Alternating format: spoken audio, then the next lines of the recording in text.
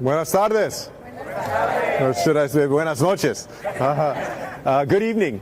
First of all, let me say a huge gracias, thank you to you, Edgar, and to your family for having us in your home. Doesn't it look great? Beautiful home. Even more importantly, thank you so much for your leadership, for fighting the good fight, for standing up for people who often don't have a voice, for being uncompromising and representing people who need you the most. Thank you for that. To Regent Stevens, thank you for your leadership as well and for your support, for your courage over the years, and for being willing to support my campaign here and to help us forge a coalition that reflects the Nevada that you spoke about, which is one that is diverse, that is forward-looking, that understands that if all of us work together, that all of us can be more prosperous. So thank you to Regent Stevens. And Ben, thank you as well for your support. I appreciate it very much. Of course, Ben is visiting us from Reno, right? Where I have also been. I've also been to West Wendover and to Elko, and you know, we were in Boulder City a little while ago. So we're moving around the state of Nevada. I know it's hot out here. I know I'm hot. I'm not used to it being 100 and something degrees. So I'll make my remarks not too long. But I wanted for our interns and our staff to just raise their hands so we can give them a round of applause also, who are here, our great Nevada staff. Really appreciate it.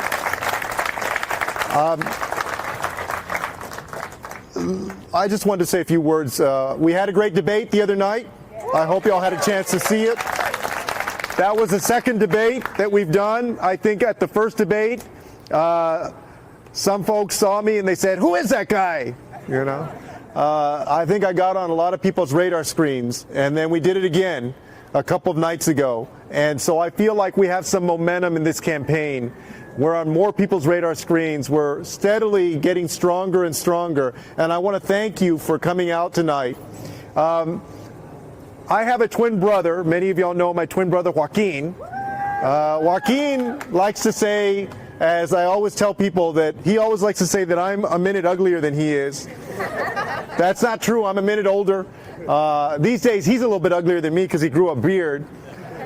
But we grew up in a community that's a little bit like Clark County. We grew up in San Antonio, Texas. In a working class neighborhood on the west side of the city with my mother and my grandmother. My grandmother was an immigrant. She had come from Mexico when she was 7 because her parents died. She worked as a maid, a cook, and a babysitter for her whole career because she never got a formal education. And she raised my mom as a single parent.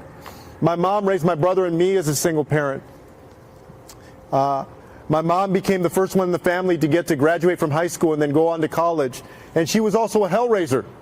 She was part of the old Chicano movement of the late 1960s and early 1970s, the Mexican-American civil rights movement.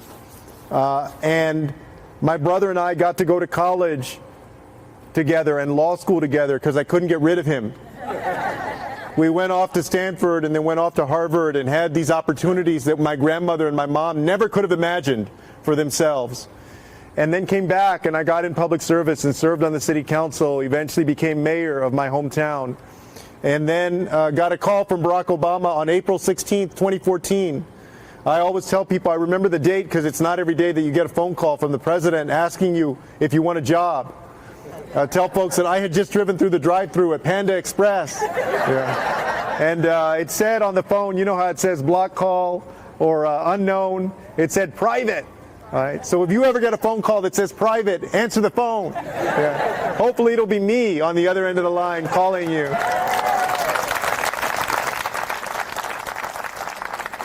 But I did answer the phone, and I served 2.5 years as the Secretary of Housing and Urban Development and went to 100 different communities in 39 states, including Clark County. I managed a department that had 8,000 employees, a $48 billion budget, 54 field offices across the country. Look, I'm running for president because I believe that we need new leadership that recognizes that we need to move forward in the years to come as one nation with one destiny. I'm convinced that our destiny in the years to come for this beautiful nation is to be the smartest, the healthiest, the fairest, and the most prosperous nation on earth. The smartest, the healthiest, the fairest, and the most prosperous nation on earth. I've spent the last 6 months of this campaign going all over the country. I pledged to go everywhere because I know that everybody counts in our country. And whereas Donald Trump sees himself as just representing a thin slice of Americans, I want to represent all Americans.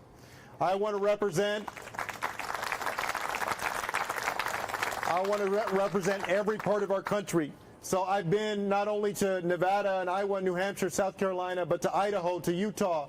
I've been to San Juan, Puerto Rico.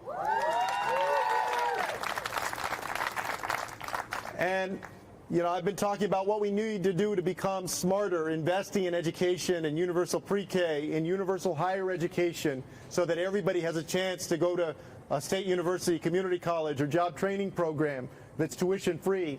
I've talked about the healthcare system that we need to improve, to base it off of Medicare, strengthen Medicare for the people who are on it, and then expand it to people who need it.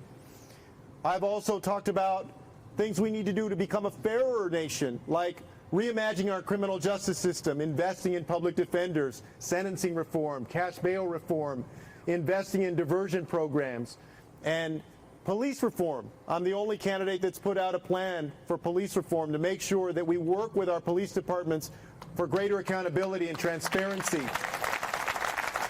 and trying to mend the rift that too often exists between police and the community. I wanted to spend some time, though, on a couple of things that I believe that we really need to do in the years to come to prosper. First of all, we need to make sure that everybody can make a decent living, make a decent wage, and pay the rent. I support a $15 minimum wage and the PRO Act to make sure that labor can organize more effectively in our country. Because over the last 40 years, worker productivity has gone up a lot, but wages have not. We need to make sure that wages match productivity. Y'all know that here in Nevada, right? We also need to do things like invest in housing that is affordable to folks. You went through a housing crisis here that some people are still trying to recover from. But we have more and more people that are out there that can't afford the rent, that are sleeping on the streets. 3 months ago, I visited the drainage tunnel that runs under the Strip to meet people who are homeless that are sleeping in that drainage tunnel. Right? In our country, there shouldn't be anybody that is sleeping on the street. When I was HUD Secretary, we worked on veteran homelessness. We reduced it by 47%. I want to continue to work to reduce homelessness in our country and make sure there's more affordable housing. I also want to reform our immigration system. Right? The other day, you heard a conversation about what we need to do. I'm confident that we can reform it, that we can provide a path to citizenship for all undocumented immigrants who haven't committed a serious crime, which is the vast majority of them, including our dreamers and their parents, that we can fix our broken legal immigration system so that we cut down on the wait times and do a 21st century Marshall Plan for Central America so that people can find safety and opportunity in Honduras, El Salvador, and Guatemala so that they can stay there safely instead of having to make a dangerous journey to the United States as a long-term solution to our immigration challenge. I want us to create an independent court system for immigration that has enough judges and support staff to actually handle all of these asylum claims, so people are not waiting around years and years waiting for their case, right? And this is what we talked about the other day on stage, this administration, this Trump administration, has weaponized one particular law called Section 1325 of the Immigration and Nationality Act. It has used that law that makes it a misdemeanor to cross the border without permission. This was a law that was passed in 1929 that was not enforced, hardly ever enforced until 2004, and not weaponized for cruelty until Donald Trump became president, to incarcerate migrant parents, separate them from their little children. Right? I want to guarantee that we can end family separation, and one way that we can help do that is to repeal that law. We still have all of the other ways to make sure that there are consequences when somebody crosses the border. We can maintain border security. But what we're not going to do is be cruel to people anymore. We're not going to have this kind of detention for families, for children. I am tired of seeing these scenes of children sleeping on the floor with Mylar blankets, without enough to eat, and without soap, and without toothbrushes. That is inhumane, and that is not who we should be in this country. And some people have suggested to me over the last couple of weeks that perhaps I should back away from this proposal, even though, as you all heard, Senator Sanders, Senator Warren, Senator Booker, Mayor Buttigieg also agree with me that we need to do this, but some don't. Some people have said, well, you know, why don't you, this is giving Trump too much of a talking point. You know what? If you elect me president, you're not electing me to follow, you're electing me to lead, and I'm going to lead. I am not going to back up on that. I'm going to lead. I'm going to do the right thing. Because you know what? You know, the folks around this room know that there was a time when things like paying a minimum wage was unpopular. A woman's right to choose was unpopular. Medicare was unpopular. Marriage equality was unpopular. Just because something is unpopular right now doesn't mean that it's the wrong thing to do. This is the right thing to do, and we're going to do it.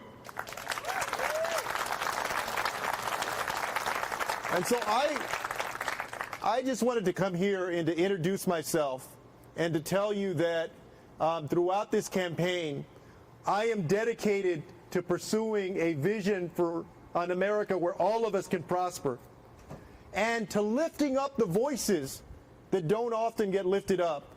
We were the first to put out an indigenous peoples policy. We were the first to put out, and the only to put out, a police reform plan. I was the first to put out a plan of what we're going to do to respond to incidents like that happened in Flint, Michigan, so that we make sure lead is no longer a major public health threat. Right? My first visit after I announced my candidacy wasn't to Iowa or to New Hampshire, it was to San Juan, Puerto Rico, to tell the people of the island that we would stand with them after Hurricane Maria to make sure that they could fully recover. So I hope that you will be a strong voice of support for this campaign. Be our ambassadors for this Nevada caucus. Go out there and talk to your friends and to your family and to your co-workers. Tell them why it's important that we get out and caucus. Talk to them about me and my candidacy. Encourage them to go to the website, JuliánCastro.com, and read about the policies and the plans for the future. You see, I don't want to make this country anything again. I don't want us to go backward. We're not going to go back to the past. We're going to go forward. We're going to be better than we've ever been in the years to come. And let me just say, with one exception, I want to restore some integrity and decency to the Oval Office, because it's been missing. It's been missing these last 2 years.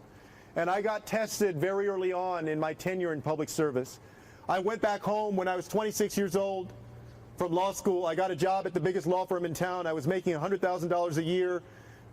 In the year 2000, I bought a house, I bought a car, I had student loan payments that were about $950 a month. And then I got elected to the San Antonio City Council. It only paid $1,040 a year. So everybody had to have another job, and my job was as a lawyer. A few months after I got elected, the law firm got a client. And the client had a deal, a land deal, that they wanted us to vote on the council. The land deal was that they wanted to build a golf course over our water supply. And I had concerns that their environmental plan was not strong enough, so that the chemicals they used to keep their golf course nice could compromise the integrity of the drinking water underneath. So I wanted to vote against it, and the people of San Antonio wanted me to vote against it. But under the ethics rules for lawyers, because lawyers do have ethics rules, believe it or not, you can't just go against the interests of a client. So I was stuck. On the one hand, my constituents were saying, hey man, are you going to vote for us? Are you going to support us here? This is about our water supply. This is important. On the other hand, my livelihood depended on me shutting up. So one day I walked into my law firm and I quit my job. And then I went and I voted against that land deal on the city council.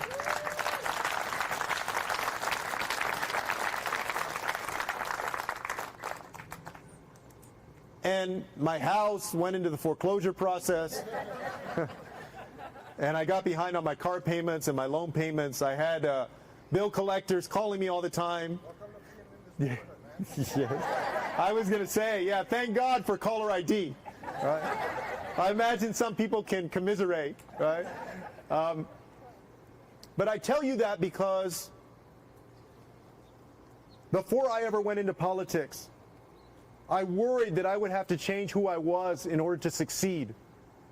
You hear that politics can be dirty or corrupting, that you have to play this game with certain interests or people that often get their way. I was proud that at that young age of 27, when the first test came, that I did the right thing for the people that I was there to represent. There's nobody who gets tested more in this country in a position of public service than the President of the United States.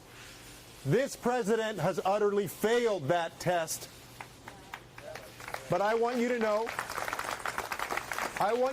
that if I'm elected president, that I will not fail you, that I will work hard every single day so that you and your family can have good health care when you need it, that your children and your grandchildren can get a good education so that they can reach their dreams too, and that you can have good job opportunities, whether you live here in Clark County or a rural area in Nevada or a big city somewhere else, because you have a partner in Washington that will keep his eye on the ball of making sure that all of us can prosper. In this campaign, I'm not accepting any money from federal lobbyists or from any PACs, corporate or otherwise.